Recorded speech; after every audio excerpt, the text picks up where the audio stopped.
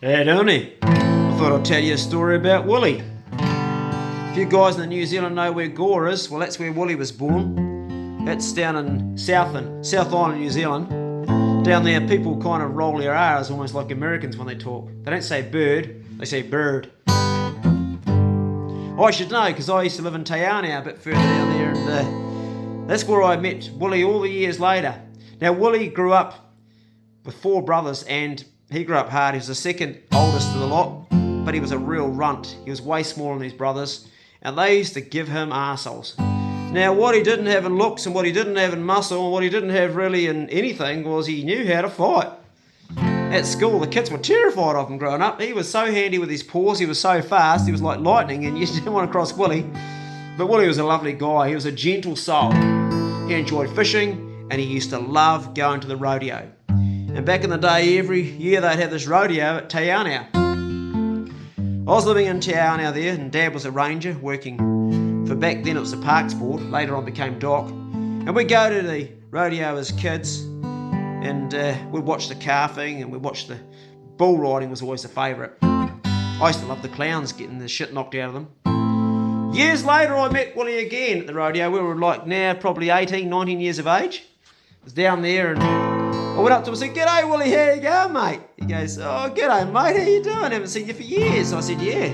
"You keeping well?" He goes, "Yeah, man." I said, "What are you doing here?" He goes, "You know, just watching them."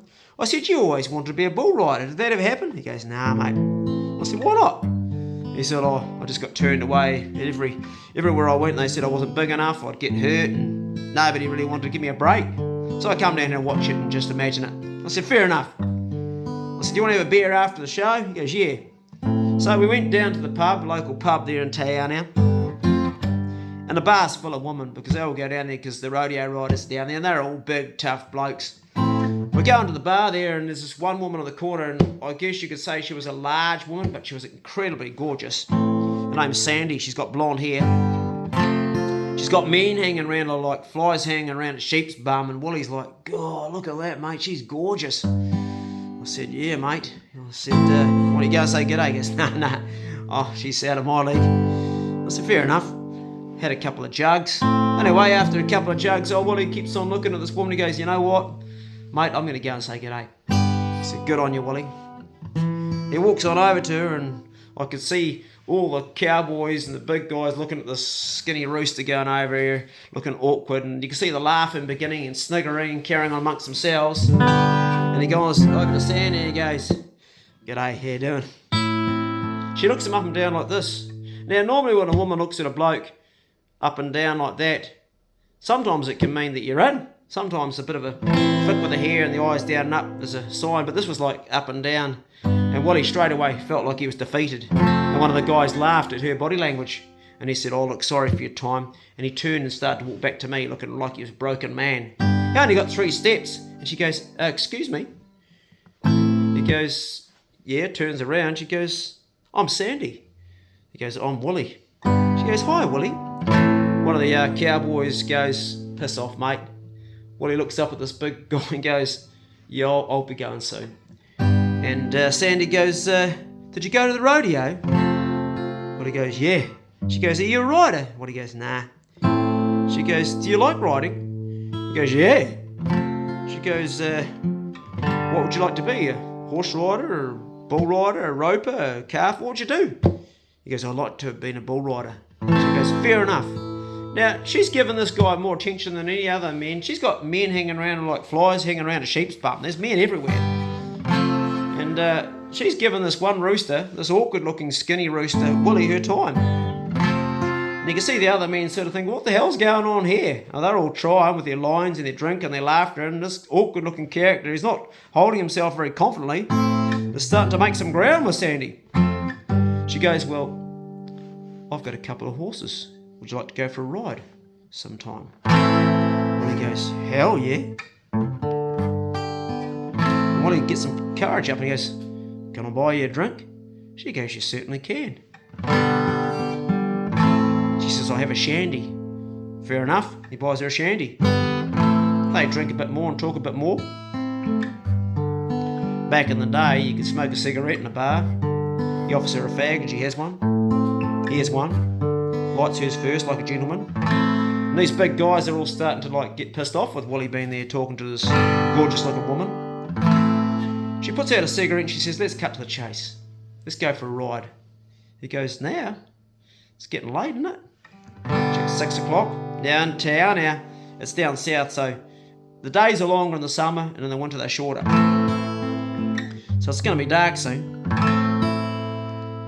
He says, yeah, okay. He picks up his hat and helps her with a chair, and she's a big girl. Anyway, they walk into the door and some guy sort of half trips Willy as he goes towards the door. And he just laughs and makes a joke about it. "Ah, you got me, mate," and carries on. He doesn't want to fight anybody.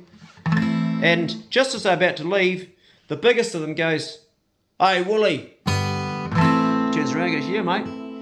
You're going to need to tie a board behind your ass, mate, because you're going to fall in otherwise." And Sandy was like, really, that was a rude thing to say. Oh, she was a big woman, but she's a gorgeous woman. And Willy said, "What?" He said, "Yeah, you heard me. Mate, everyone's been through her." Sandy said, "That's not true at all." Willy said, "Mate, you're going to have to apologise now, buddy. You're going to have to apologise."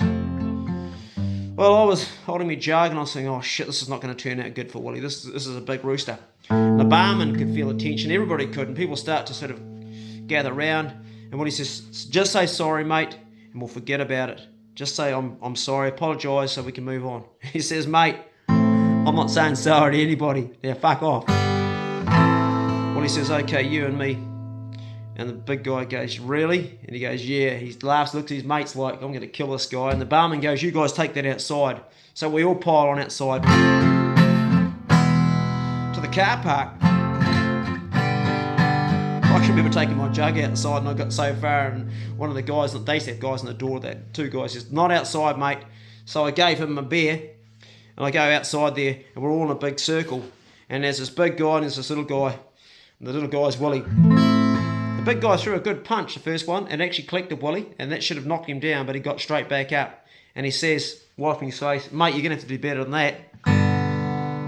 The guy goes for a second punch and he swung like a barndle this time, and as we went past, Willy grabbed his bottom lip right there and he latched onto that lip and he didn't let it go, and he started to pull and he pulled it, and I swear it was hanging halfway down here, and he put his foot to the guy's testicles so hard at the same time. See, Willy, he learned how to fight, but also learned how to fight dirty, because when you're that small, you get teased a lot at school too.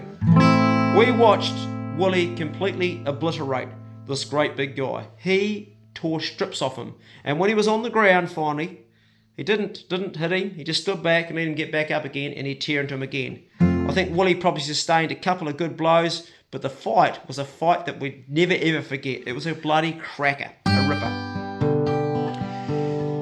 At the end of the whole thing, when everybody's picking their bits up off the ground and there's a few probably teeth out of the big fella, and his mates like, it was done, it was finished, it was done deal, and everybody was like going over to Willy saying, "Mate, you smashed him, mate." And Sandy, she looked at the guy on the ground, she went over to him and she said, "I still haven't had that apology." Willy goes, "Damn right you haven't." So Willy goes over and says, "What are you going to say, big fella?" The big guy gets up and his lips all torn and his face, he's in a mess, and he goes, "I'm sorry." Well, he says, "That's not good enough. You've got to say, I'm very, very sorry." He says, "I'm very, very sorry. I apologise." Well, he said, "Now show some respect to the lady in future." I think we all learned a lesson that day. Don't judge a book by its cover. And really, people that are beautiful come in all shapes and sizes, because those guys are married today now. They stuck it right out. She found a man that could protect her and provide for her and also give her respect. And I think that's what just about anyone wants. I caught up with Willy a while ago. It was a funny situation really, I won't go into that, it's another story for another day. And I said, "Do you remember that fight we had outside the pub years ago in Tayana?" He goes, "Mate, could I forget? That was the anniversary of when I first met Sandy." I said, "What would have happened, buddy, if you'd that first punch had KO'd you? Where would you be today?" He said, "Man, it's all a roll of a dice, life, innit? If it'd gone that way, which it could have, then I wouldn't have these 3 beautiful children, I wouldn't have this beautiful wife, and I wouldn't be talking to you right now. Something else would have happened. I said, yeah, buddy. Shook his hand and said, see you later. There's a story for you guys, because I haven't got much else going on the channel right now. Hope you're well. Be good, can't be good, be careful. I'll see you later.